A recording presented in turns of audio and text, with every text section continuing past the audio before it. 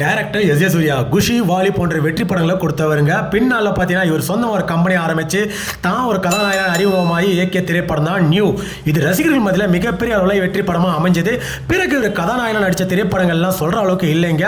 இதனால் பார்த்தீங்கன்னா கொஞ்சம் கொஞ்சமாக இவர் இயக்குனர் தொழிலை விட்டு வெளியே வர ஆரம்பித்தார். அந்த நேரத்தில் தெலுங்குல 2 படம் பண்ணார். அதுவும் பெரிய அளவில் போகலை. 2015ஆம் ஆண்டு இசை என்ற திரைப்படத்தின் மூலமா ஒரு இயக்குனர் மீண்டும் எடுத்தாருங்க.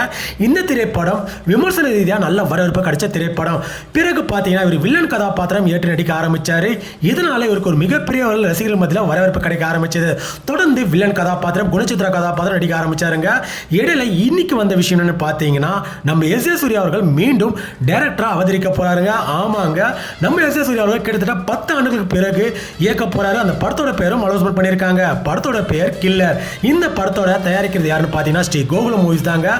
நம்ம எஸ். சூர்யா அவர்கள் டைரக்டரா கம்பேக் கொடுக்கறத நீங்க எப்படி பாக்குறீங்கன்றத கமெண்ட் செக்ஷன்ல கமெண்ட் பண்ணுங்க.